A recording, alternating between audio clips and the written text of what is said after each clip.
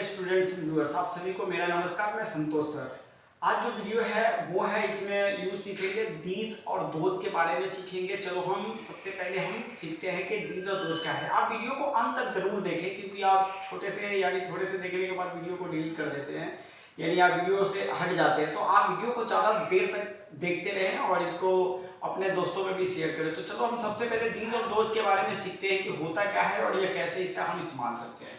सबसे पहले हम बात करें use of these and those का रूल्स। तो यूज ऑफ दीज यानी इसका मतलब, दीज का मतलब होता है इन, ये सभी या ये सब, यानी दीज का मतलब होता है इन, ये सभी, ये सब। इसका प्रयोग पास की वस्तु के लिए, जब कोई वस्तु हमारे पास प्लूरल में यानी प्लूरल के साथ, बहुवचन के साथ, जब कोई वस्तु हमारे पहुंच के बिल्कुल करीब हो, जैसे हम उसको छू सकते हैं और कहीं ना कहीं वो जो बिल्कुल करीब हो, जिसको हम हमारे पास में बिल्कुल हो, ऐसी वस्तु के लिए हमें दीज का इस्तेमाल करना होता है बहुवचन के लिए। और जब हमसे कोई वस्तु दूर हो, जहां तक हम पहुंच नहीं पाते, हमारा हाथ वहां तक पहुंच नहीं पाएगा, उस वस्तु को हम लेने में सक्षम नहीं है, तो ऐसे हमें दोज का इस्तेमाल करना होता है ना। जो वस्तु हमसे दूर हो उसके लिए हमें दोज, और जो वस्तु हमारे पास में उसके लिए हमें दीज का इस्तेमाल करना है। तो आई होप आपको समझ में आ गया होगा कि दीज का इस्तेमाल करना है इन, ये सभी का प्रयोग पास वस्तु के लिए, व्यक्ति और आदि कोई भी बहुवचन संज्ञा के साथ, यानी प्लूरल वर्ब्स का भी प्रयोग करते हैं इसके अंदर, यानी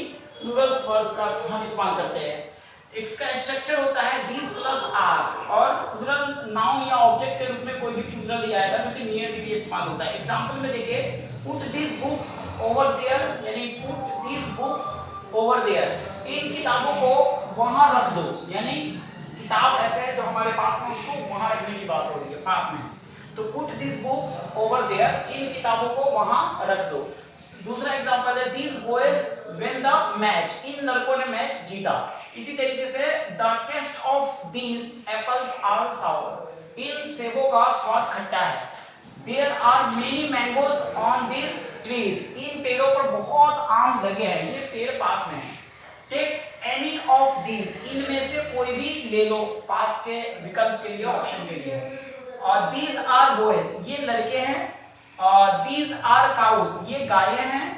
These cows are black, ये गायें काली है। These boys are good, ये लड़के अच्छे हैं। These pens are new, ये कलमें नई हैं। तो इस तरीके से आपने देखा कि these का यूज हम कैसे करते हैं। कुछ सेंटेंसेस है आपके पास जो उदाहरण है। हम अब बात करते हैं दोज का यूज, यानी यूज ऑफ दोज का। तो उन, वे सभी, वे सब होता है इसका प्रयोग दूर की वस्तुएं, व्यक्तियों आदि के लिए बहुवचन संज्ञा के साथ, प्लूरल वर्ब्स के साथ हम इसका इस्तेमाल करते हैं। हमेशा आर का इस्तेमाल होता है, जैसे कि स्ट्रक्चर है इसका those plus are plus plural, कोई भी नाउन ऑब्जेक्ट यानी कि जो प्लूरल के रूप में बनेगा, और ये दूर के लिए इस्तेमाल करते हैं। एग्जांपल देखिए, सेम इसी का कंपैरिजन मैंने किया हुआ है। Put those books over there, यानी उन किताबों को वहां रख दो, किताबें दूर है। सेम यहाँ पे those boys win the match, उन लड़कों ने मैच जीता। सेम यहाँ पर है the taste of those apples are sour, उन सेबों का स्वाद खट्टा है। There are many mangoes on those trees, उन पेड़ों पर बहुत आम लगे हैं, यानी पेड़ दूर है। आगे है take any of those, यानी उनमें से कोई भी ले लो, दूर के विकल्प है। Those are boys, वे लड़के हैं। Those cows are white, वे गायें सफेद है। तो यहाँ तक देखा, those girls are beautiful, वे लड़कियां सुंदर है। Those pens are old, वे कलमें पुरानी हैं। तो आई होप आपको ये दीज और दोज का यूज तो आपको समझ में आ रहा है। आगे हम और एक्स्ट्रा बात करते हैं, कुछ एक्स्ट्रा सेंटेंसेस है। दीज आर बुक्स, ये किताबें हैं, यानी कि दीज आर बुक्स, ये किताबें हैं। These boys are hard working, ये लड़के मेहनती हैं। दीज मैंगोज आर स्वीट, ये आम मीठे हैं। दीज चेयर्स आर न्यू, ये कुर्सियां नई हैं। दोज, अब यहाँ हम कुछ बात करते हैं दीज के साथ साथ दोज का भी कुछ एग्जांपल है। दोज आर काइट्स, वे पतंगे हैं। दोज आर स्टार्स, वे तारे हैं। दोज गर्ल्स आर सिंगिंग, वे लड़कियां गा रही है। दोज हाउसेस आर फार, वे घर दूर हैं।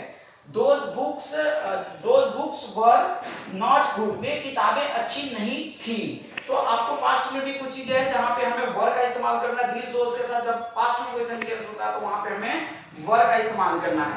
तो आपको दीज और दोज का समझ में आया। हम कुछ एडिशनल भी बात करते हैं, ट्रांसलेट इनटू इंग्लिश, यानी आपको कुछ एग्जांपल मैंने दिए हुए हैं हिंदी में लिख के, इसको आपको इंग्लिश में ट्रांसलेट करना है। खुद आप प्रैक्टिस करेंगे, जितना ज्यादा प्रैक्टिस करेंगे उतना ही ज्यादा आपकी इंग्लिश अच्छी होगी।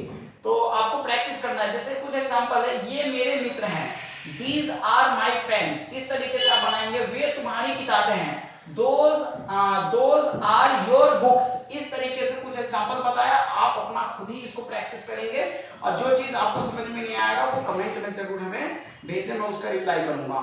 थैंक यू सो मच इस वीडियो को देखने के लिए। ज्यादा से ज्यादा अपने दोस्तों में शेयर कीजिए। थैंक यू सो मच इस वीडियो को देखने के लिए।